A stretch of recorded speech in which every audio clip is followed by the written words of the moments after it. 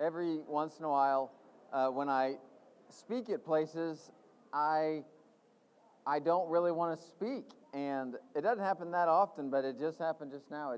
And I'm specifically talking about the feeling when I'm just worshiping, and then it dawns on me, oh, I have to go talk now, like, because I'm really enjoying just singing to the Lord. That just happened. That last song said, thank you just so much. You were just really lifting all of us into the presence of the Lord. So thanks for that. And I'm sorry now we have to stop worshiping for a few minutes. And I do have some things to say, so I guess I will say them.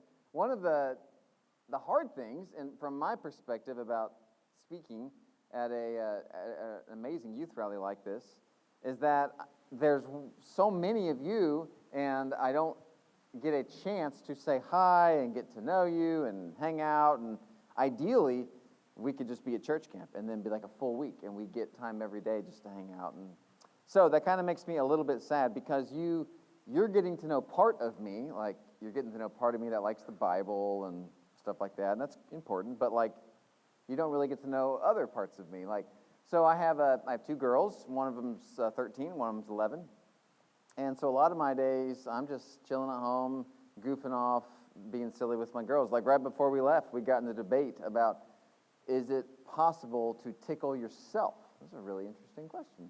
And so we all tried, and a few of us could do it, and some of us can't. In fact, if you want to try it, anybody want to try it right now where you're sitting? Just, can you tickle? Does it work? I know, see that? I see a fake laugh, but yeah, it's hard. Like I can't tickle myself, but someone else comes and tickles me, man, I laugh hysterically. So anyway, just know I would love to get to know you a little bit more. In fact, I've been in your shoes before where I'm at some retreat or a camp or event, and I hear the speaker, and then it's just, you move on, and there's been times before where I have wanted to ask a question or wanted to say something and didn't get that chance. So I was trying to think how you would do that. I'm not really a social media guy. I'm one of those weird people. I don't know. I've just never really got into it. For me, it's so hard to stay present in the world with that, so I don't do that.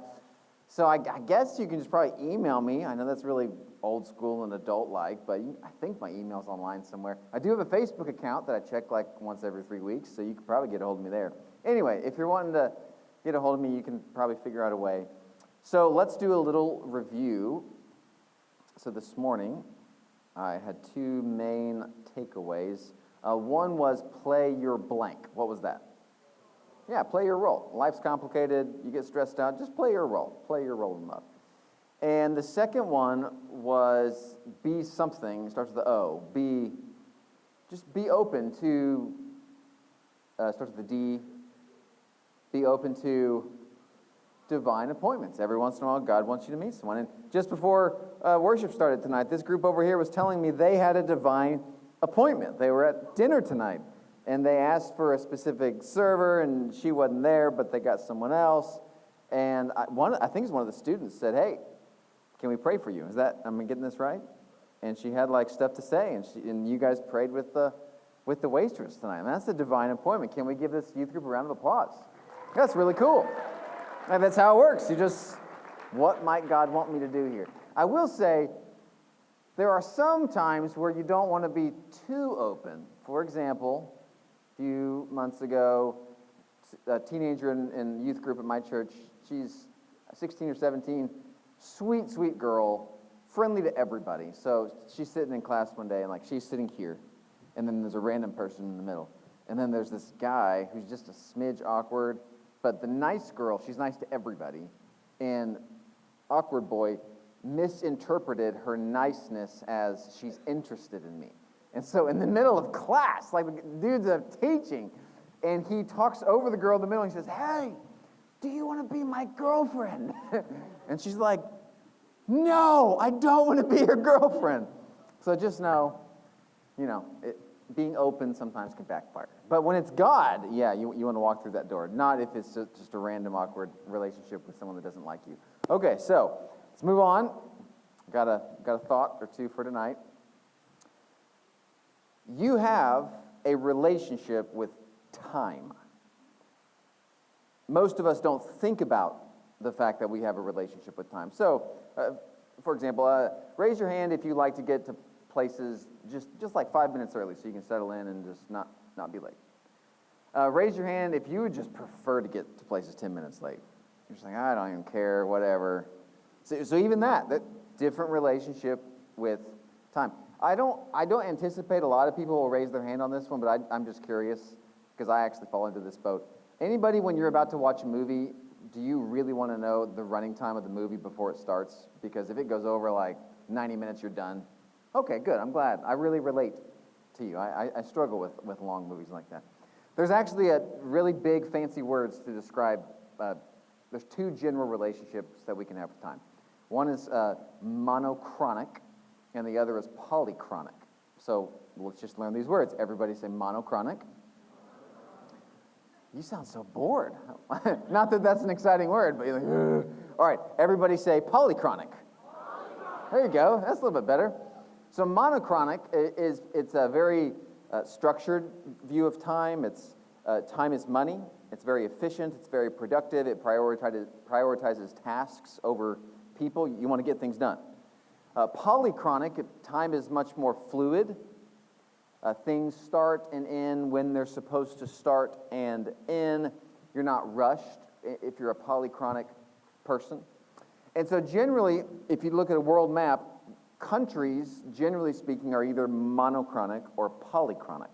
So if you go to South America, do you have a guess as to what that would be? South America is polychronic. It's very slow, not hurried. Time is kind of relative. Central America is the same way. What do you think about the U.S.? Definitely monochronic. We are get things done and be efficient. Now, you can be a polychronic person in a monochronic culture. Everybody's wired a little bit differently. So based on those definitions, I'd like you to describe yourself here. So who in the room considers themselves a monochronic person? Get things done, be efficient, be productive, be there on time. Who considers themselves a polychronic person? Okay, this is like half and half. This is great. So there is for those of you that are monochronic like me, there's a pretty significant weakness of monochronic cultures that affects our spiritual life. And I want to address that. Let me tell you a quick story to set up what this is. So I'm in Honduras 2 or 3 weeks ago, and I'm doing a commencement speech for a graduation down there, and then on Sunday I do an area-wide sermon. And people have come from all these villages, and there's 900 people in the audience. Huge gathering in Central America, and the guy that has invited me has said, I want you to bring like a meaty, long sermon, which is, usually people don't ask that. Usually it's like, I need you to be short. But he was like, they're used to long here. They want a sermon. And so I was like, all right. And so I had prepared it's probably a 30 or 35-minute sermon, but I had a translator. So I was going to be up there for an hour. So I was ready to go. Well, I was with a group of people that were on the board of this educational institution called Baxter Institute down there, and we all had to get on a bus and go to the airport at 9:45. So I tell the leader guy, I'm like, hey, what do I do if like church is still happening, or what do I do if I'm preaching when we're supposed to leave? And he says, oh, you don't worry about that. We're going to start right now. No problem. Church starts, we sing a lot, the communion guy goes on forever, and I'm just like, whoa, I'm not going to talk very long. And so I start cutting things out of my talk in real time, and I cut more things. And so finally, I actually get up to start speaking at 9:36, and we have to leave at 9:45. And I prepared this long sermon, and I'm kind of laughing about it. It's just funny. There's nothing you can do about it. So here's what really caught me off guard. So I decided to start the talk with a joke. I was going to say, I've got good news and I've got bad news. The good news is I have a sermon. The bad news is it's going to be like 10 minutes long. That was the joke. It's not that funny, but that's what I was going to say. Well, I get up and I start that, and I say, I've got good news and I've got bad news. Well, the good news is I've got a sermon, and I've never had this happen. I didn't even get to the punchline. But all these locals from Honduras, when I say the good news is I have a sermon, they just start clapping. They're just like, yeah, sermon. I'm just like, oh, man, like, this has never happened in my life. Like, an audience wants to hear. And so it's heartbreaking for me to say, and I gotta leave. And so anyway, I speak for 6 minutes. Translator does 6, so I leave in 12 minutes. I didn't feel good about that. But here's why I tell that story. It just dawned on me, there are groups of people that are way more, they're not so rigid on time. They can relax. They can really let things soak in. They don't have to be so nervous about things going long. And I got to confess, I'm not that way. Like I get, oh no, what? I'm definitely a monochronic person. So all that to say, here's the big flaw about monochronic people and about our culture in general. And even if you're a polychronic person, this is likely a weakness in your life because it's a weakness in most of our lives. Most of us are very, very bad at reflection, which is the ability to process something that just happened. It's when you choose not to simply move on to what's next, but you choose to remember what just happened. We don't do that very well. Like you can just probably think of examples in your own life. You gear up for a really big band competition, and you do the band competition, and afterwards you're like, okay, what's next? This weekend, a lot of you have been anticipating golf for weeks on end, and now you've been here. It's the final day, and it's been a great weekend. And tomorrow morning, you're going to get back home, and it's going to be like, okay, what's next? Like you won't take any time to really process, what did God do in my heart? What did I hear? How do I want to be different? Like we are not wired as a culture to reflect. We just move on. What's next? What's next? What's next? What's next? In fact, there's a few examples of what this, like, where I see this in our culture. Sports commentators leading up to sporting events talk a lot about the game. The minute the game's over, they don't really talk about it. So, for example, college football national championship. In the weeks leading up to it, it's all you saw on ESPN. It's all every article was about the teams. And then you get the championship, TCU Georgia. I turned it on for a little bit. Didn't watch the full game. It was blowout, so I didn't watch the full game. So the next day, this is the very next day, I go to ESPN.com. The story's not even on the front page. And even on the right section where they have all the headlines, it's like the 7th story down on the past headlines. And I was thinking, this happened last night.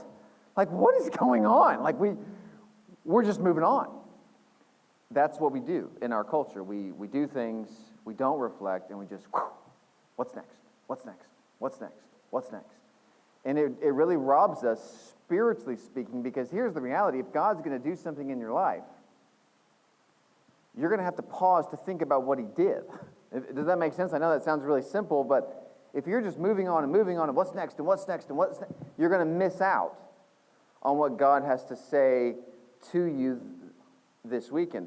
Here's another example of how it works in our culture. So this is a map of different countries and how many holidays they get per year. So, I mean, the UK, what's the UK? It's like 37 a year. And then, France, Spain, Chile. So we're at the bottom.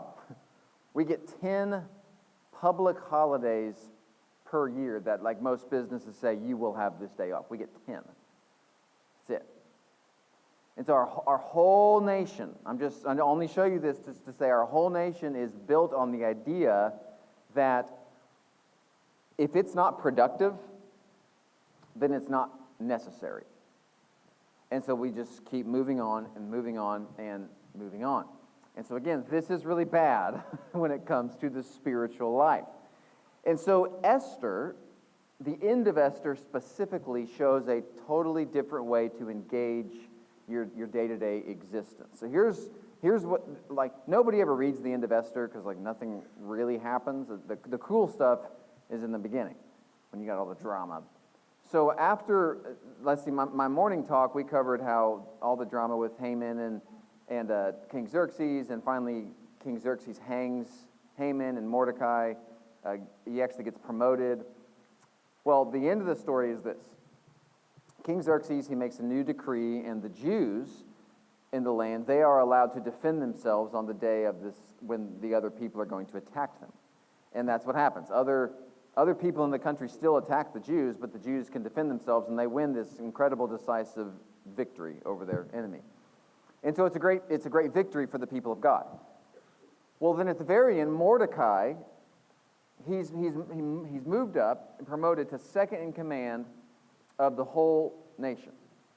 And so here's this line that really captured my attention from the end of Esther. This is Esther chapter 9. Mordecai recorded these events, and he sent letters to all the Jews throughout the provinces of King Xerxes, near and far, to have them celebrate annually the 14th and 15th day of the month of Adar as the time when the Jews got relief from their enemies, and as the month when their sorrow was turned into joy and their mourning into a day of celebration.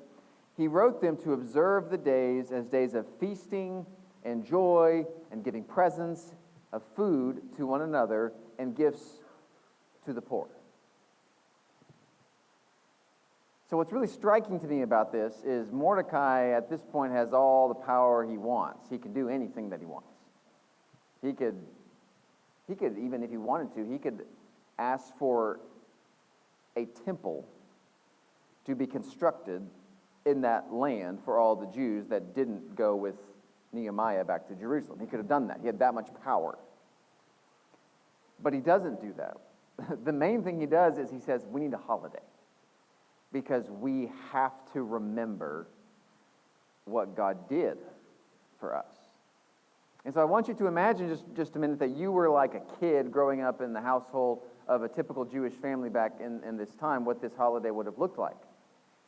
On the 14th and 15th day of Adar, you would have got together with your friends and you would have helped your parents cook this amazing meal. You would have spent your day just playing with your friends and hanging out and eating this great feast. And at some point, a storyteller in the family would sit everybody down, and he or she would say, let me tell you the story of Queen Esther.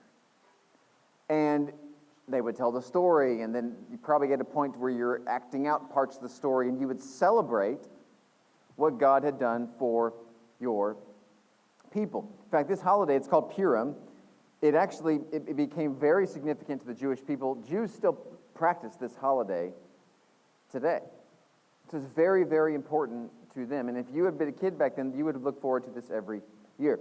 And Mordecai goes one step further, and he says this: these days should be remembered and observed in every generation and by every family and in every city. And these days of Purim should never fail to be celebrated by the Jews, nor should the memory of these days die out among their descendants. So in other words, Mordecai felt very passionate that there be a day set aside to reflect, not to be productive and to get things done, but simply to remember what God did for his people.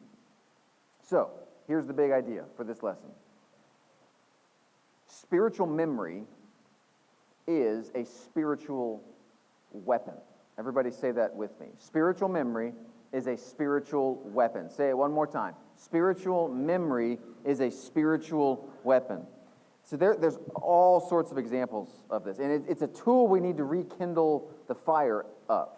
Like you do have a spiritual memory, but because of the pace of your life and because of the sheer amount of distractions that you have, much of which is on your phone, but not all of it, but because of those two factors, pace and distraction, you likely do not access your spiritual memory.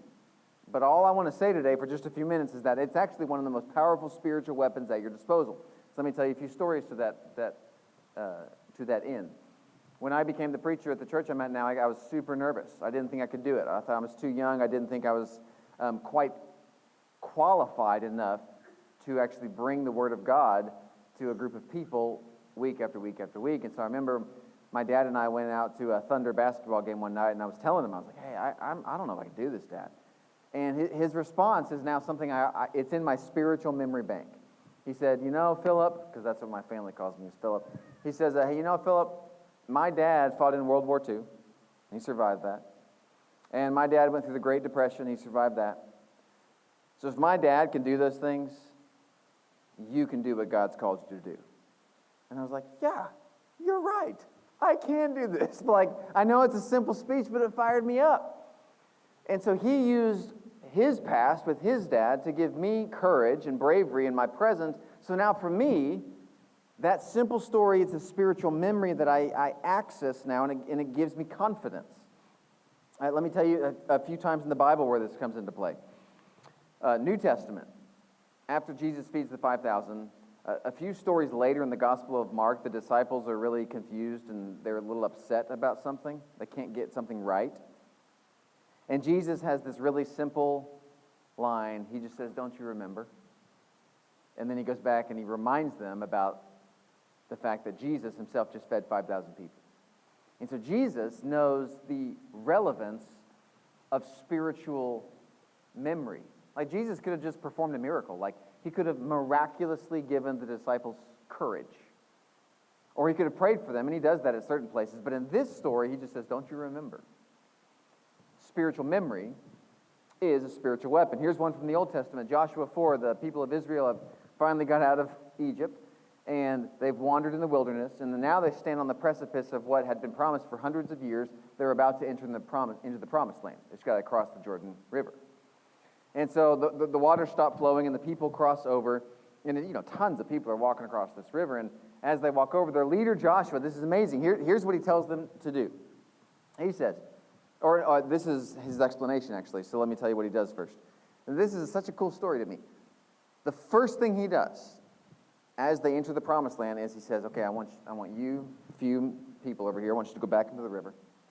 I want you to get 12 rocks. I want you to pull these 12 rocks out, and I want you to build this monument." And you got all these thousands of people, they don't know where they're going to sleep that night.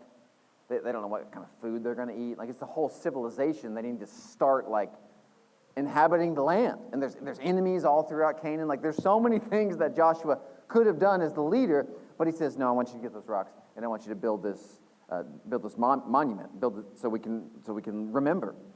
And so here's the explanation of why they built it. In the future, when your descendants ask their parents, "What do these stones mean?" tell them, "Israel crossed the Jordan on dry ground. For the Lord your God dried up the Jordan before you. He did this so that all peoples of the earth might know that the hand of the Lord is powerful." All right, repeat this with me. Spiritual memory is a spiritual weapon.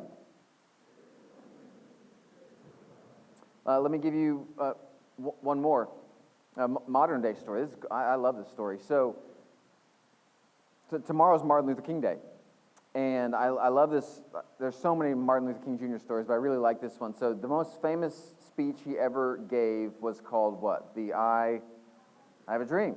There's a really cool backstory behind that speech. So he's in the mall area. He's standing at the Lincoln Memorial. He's looking out across the pool up at the Washington Monument, and 250,000 people are gathered there. All these news stations have their cameras on him.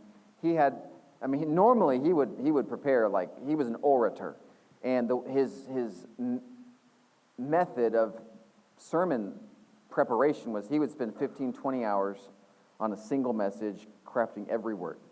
Well, this message, he spent way longer than that, because this was a really critical message, because there were so many people in the audience, so many people watching on TV. He had to not only bolster his base, the people that were supporting him, he also had to say things in a certain way so as not to set other factions within the political system. So it's a really hard talk to prepare. So we had this whole team of advisors, and he wrote it and rewrote it and changed lines, and there was more statistics, and it was just a little more information than he normally gives, but it all had to be done in about 10 minutes. Well, he gets up on the steps of the Lincoln Memorial, and he starts giving the speech. He gets 5 minutes in, and the crowd is not responding like the way that they would normally respond to his speaking. He can feel it. It's it's not there. So he pauses, and there's a lady in the midst of the sea of 250,000 faces, and she shouts out, "Tell them about the dream!" And what she was referring to is earlier in Dr. King's career, he had given a speech about a dream that he has. And when that lady yelled that from the audience, and he realized that his political speech wasn't connecting, he pushed the notes aside. And he changed the talk on the fly. So the "I Have a Dream" speech, which ended up becoming the most famous speech of the 20th century, was not planned for that day. But what he did in real time was he drew on a spiritual memory. He remembered that speech. The woman in the audience had remembered that speech. and therefore he could draw upon it in the present to create this unbelievable effect and give a lot of courage to a lot of people. And even now, like when I asked you that question, what was the speech? You know that speech. Well, it all came from a spiritual memory. So again, the main idea is your spiritual memories can actually serve as spiritual weapons. Now, what I want to do next is I want to tell you two areas of life where you can actually practically use this idea. The first one is, it is very possible to use this idea of spiritual memory can be your spiritual weapon. You can use the idea to revolutionize the way that you take the Lord's Supper on Sunday mornings. In fact, if I had rethought this, maybe I should have done this talk this morning and saved that talk for tonight, but that's not the way it works. So I want to share a thought or two about communion, and then maybe you can remember some of these thoughts for a week from today, the next time you take the bread and drink the cup. So most of us take communion in the same way. It's very biblical. You do this in remembrance of me. So we take the bread symbols the body, the juice resembles the blood, and we take these emblems and we remember the death of Jesus. That's what Jesus says in the Gospels. That's what Paul says in 1 Corinthians 11, and we should always keep doing that. There's other dimensions that the Bible actually brings out of things we can also remember. So let me give you an example here. It comes from Luke. I don't think this one's on the screen, but actually the main point is on the screen. What was the main point? Yeah, here's the big idea. Is just give your best attitude to the practice of communion. So, but if you're still tracking with me, I hope you're still here. Sorry if this part's a little boring, but I'll get to a story in a second. So Luke has a really interesting take on communion. Early in Luke, Jesus has the Last Supper. Disciples are there. It's very sad.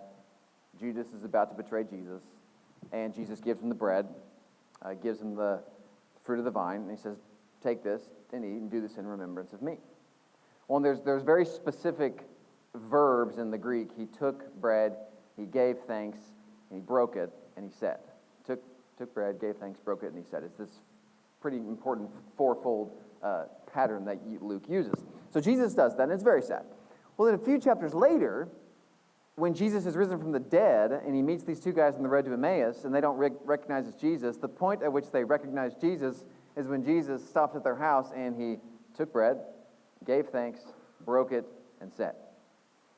So in Luke's gospel, there's actually two accounts of Jesus taking the bread with a group. And the first one's very sad, but the second one is not sad at all because Jesus has risen from the dead.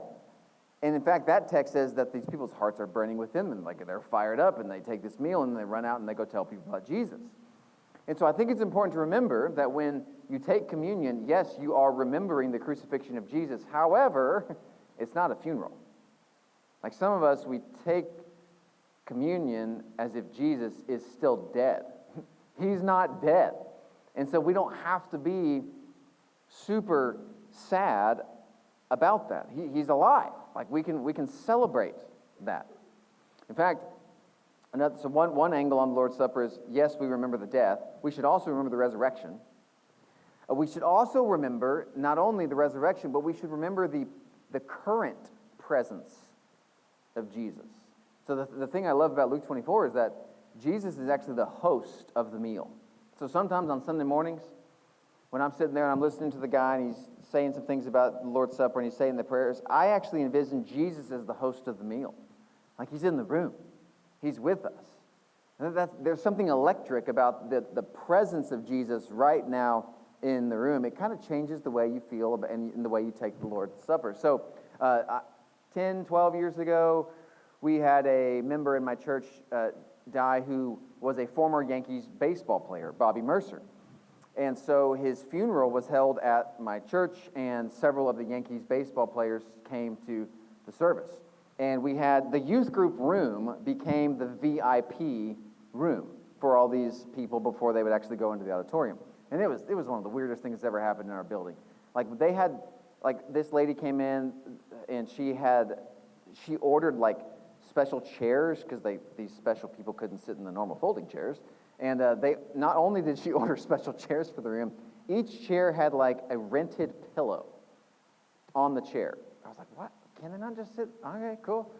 So anyway, they decked out the youth room with all this fancy stuff, and then my job was I was supposed to be there and just like make sure that the microphones worked.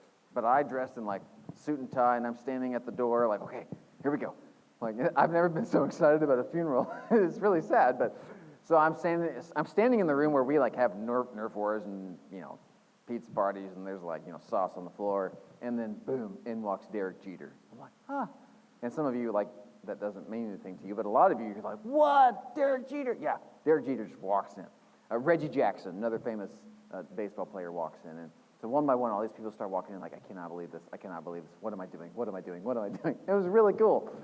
But it felt so different for me being in the room with these famous people.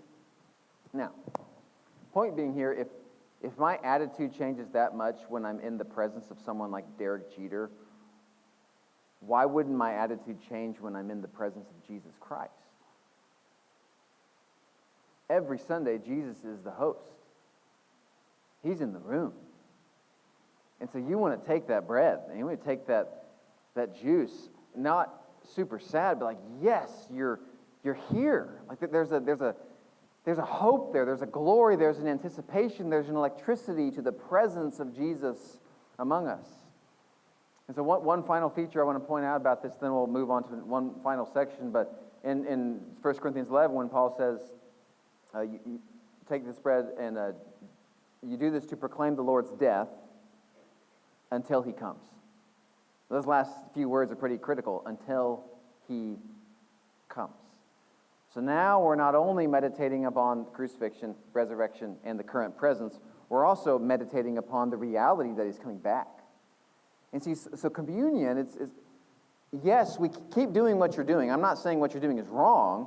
I'm just saying when you read these texts, there's so much more than we can do on Sunday mornings. That's a spiritual memory. In fact, as Christians, I'm talking about Purim here with the Jews, and that was critical. And the whole book of Esther is really about establishing this Jewish holiday so they can remember what God did for them. And the reason I've pivoted to Lord's Supper is because for you and I, we don't celebrate Purim, but every week we celebrate the Lord's Supper. And so all I'm saying is like, let's really think about how we're celebrating. Let's bring our best attitude every single week to communion, because that spiritual memory is what? It's a spiritual weapon. Let's do that again. That spiritual memory is a spiritual, and it really is. Like, if you take communion the way it was meant to be taken, you're going to walk out of church every single week on fire for Jesus, because you will have encountered the presence of the living Lord. Now, one final story on this, then I'll move to my final section here. But so 1902, Robert Scott. There was a lot of stuff around this time of expeditions going to the South Pole, Antarctica. So Robert Scott, he took one of these expeditions. He's got 50 people. It took him 3 years.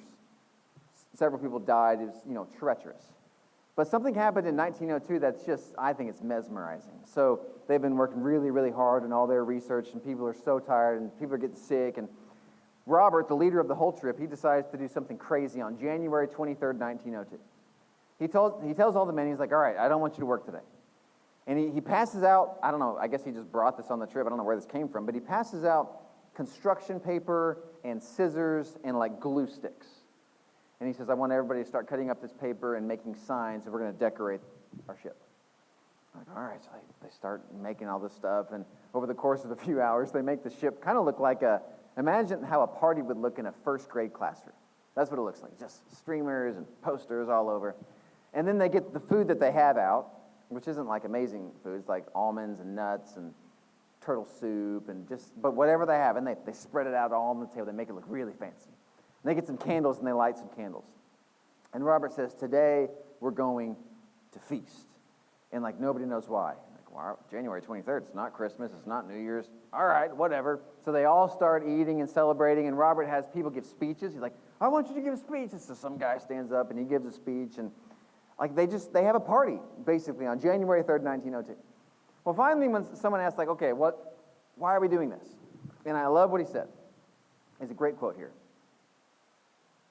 Oh, yeah, here's some pictures of this. Yeah, so this is what the feast looked like. And he said, we're halfway through the long winter. The sun is circling at its lowest. The night is at its blackest. Until now, The black shadow has been descending on us. After this, day by day, it will rise until the great orb looms above our northern horizon to guide our footsteps over the great trackless wastes of snow. So he did this when things were at their worst, so that the men could anticipate something better is coming.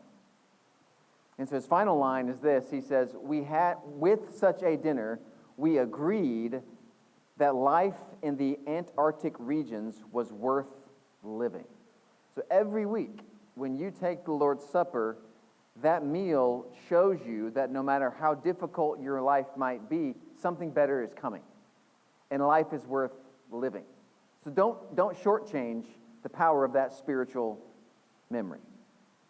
Okay, final point here. So big idea is your spiritual memory is a spiritual weapon. Let's say it one more time so it starts to sink in. Your spiritual memory is a spiritual weapon. One way you apply that to communion. Here's the last way I want you to apply this. And in fact, I actually hope that quite a few can do this tonight and when you break out into your youth groups later this evening. Here's my final takeaway for you.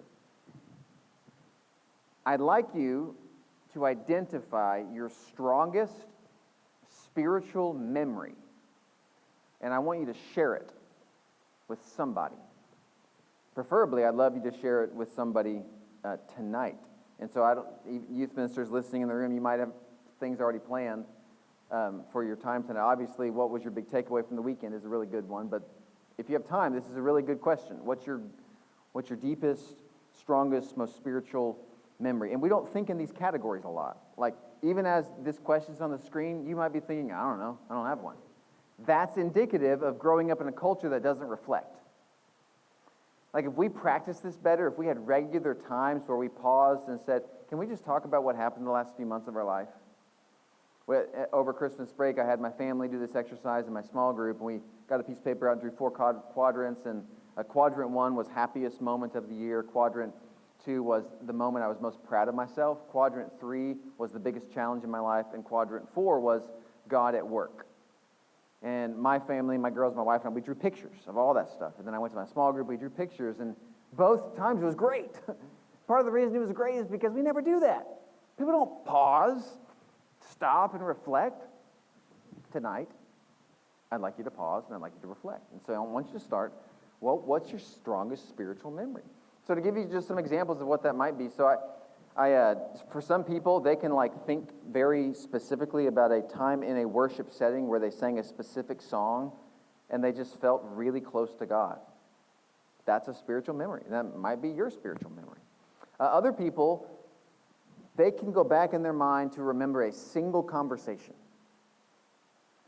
And there was just something about that conversation where they felt seen, they felt heard, they felt known, they felt loved. And now it's a deeply spiritual memory in their mind. That might be yours.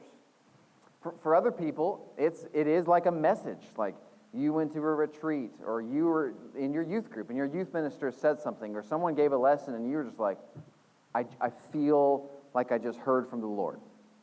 Like that might be yours. I had about a year ago, I was at a conference, and I heard this talk, and it was a life changer. I was like, what? It was amazing. It's now in my spiritual memory bank. So I want you to start thinking, what's yours? What's the strongest spiritual memory that you have? So I want to share one of mine, and then I will pray and we can be done. So one of my strongest spiritual memories has to do with interpersonal conflict. And this was, 5 or 6 years ago. And so I have a member at my church, and he was a really great man, but he didn't really like me. And so he always had a problem with something I had said, and we had a pretty bad relationship. And so for example, it was all sorts of things that he didn't like. So one week it might be something like, hey Phil, you ended a sentence in a preposition. My bad, sorry, stuff like that. Or you weren't dressed appropriately this particular week, or things like that.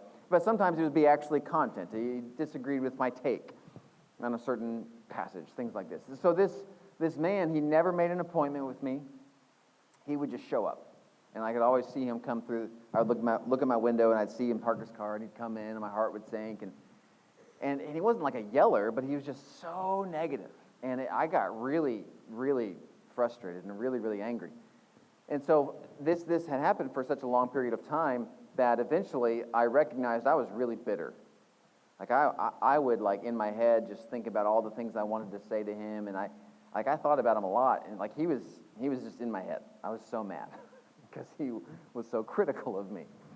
Well, so one day I go out to a pond close to my church building, and I start praying, and I'm talking to God, and I'm saying, okay, God, I'm realizing I got some hard work to do. I don't know what to do about this. I'm so bitter. I'm so frustrated. Just help me, please. I want to let go. Well, the next thing that happened, I had my eyes closed, and this image came into my mind. Was it from me? Was it from God? I'm comfortable saying it was both, but I had this image in my head, and here's what it was. It was me, and it was this person that doesn't like me, and Jesus, and we were sitting at a table. And Jesus reached out his hands, and he grabbed our hands, and then he looked at me, and he said, Phil, I need you to know that this person here loves me with all their heart. And I also need you to know that this person loves the church. Well, then in my mind, Jesus turned, and he looked at this man, and he says, I need you to know that Phil loves me with all his heart. And he loves the church. And then in my mind, the three of us just sat there. And all three of us started to cry. Now, in reality, as this is happening in my prayer time, I start weeping. And I am filled with so much affection and love towards this man that doesn't like me. So this is a powerful memory. So I'm praying, I get up from this, and I just feel so free and liberated and happy. I'm just walking away with tears of joy, thanking God for this moment. So I go back to my office, and I'm doing some work. 2 hours later, the guy shows up. And he's like an every other week kind of a guy. Of course, didn't make an appointment. Well, he shows up, walks into my office. He has some piece of paper, and he slides it across the desk. He's like, you said something the other day, and I don't know about that. I found this article, and I want you to... Kind of goes into his spiel. I push the article aside, and I grab both of his hands. And I say, can we do something different today? I want to do two things. First of all, I want you to know that I believe with all my heart that you love Jesus and that you love his church. But I need you to know that I love Jesus and I love his church too. Would you be okay if we just prayed today? And so I prayed, and then he prayed. And at the end of those prayers, we were both weeping. This man died just a few months later, and you wouldn't believe it, but he asked me to do his funeral. Even though I know he didn't really like me, or at least most of the time he didn't like me. So for me, that's a really strong memory, really strong, because it connects what I do with Jesus to what I do with people. It all goes together for me. And so for me, when I'm down or discouraged or frustrated or bitter, I access that memory. And the memory makes me brave. And so that's my main takeaway as we close. Your spiritual memories are spiritual weapons. So tonight, I really want you to share with your group, what's your strongest spiritual memory? Because when we share these stories, they give us power. Stories are meant to be shared, and your story is one of those that needs to be shared. So here's how I'd like to end. I want to pause and just have a minute of silence. And if you could just sit up straight, kind of take a deep breath. I want to begin leading you in the process of reflection. And I'm going to have a few prompting questions here. But I want you to engage in a prayer with the Lord. So go ahead and bow your heads, close your eyes, and take a deep breath. I want you to spend just a few seconds here. I want you to thank God for something that happened this weekend.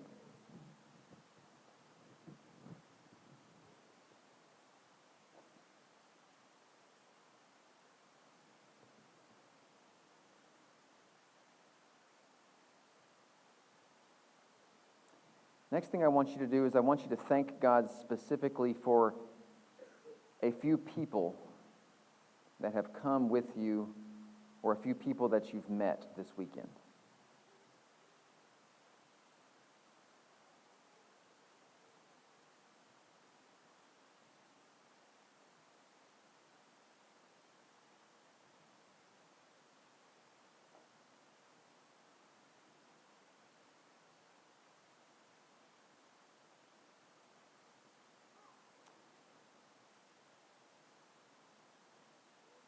Next, I want you to think about a single moment this weekend that captured your heart. What was that moment?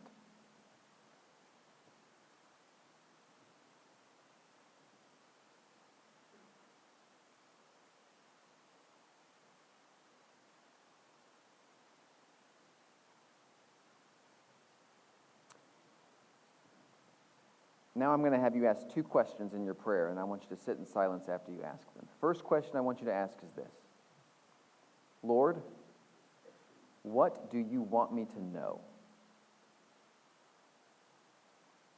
And then just take a deep breath, sit in silence, see what comes into your mind. Lord, what do you want me to know?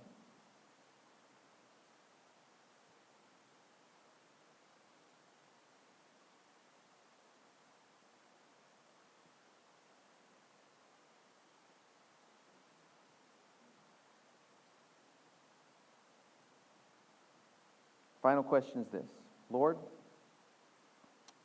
what do you want me to do?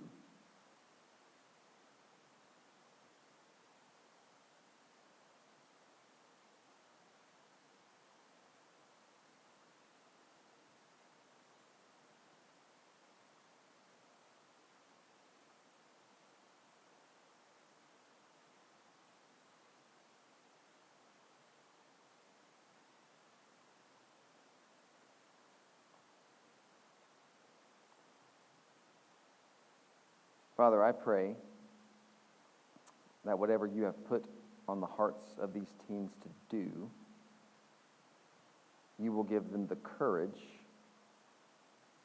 to be brave and do them, just like Esther did.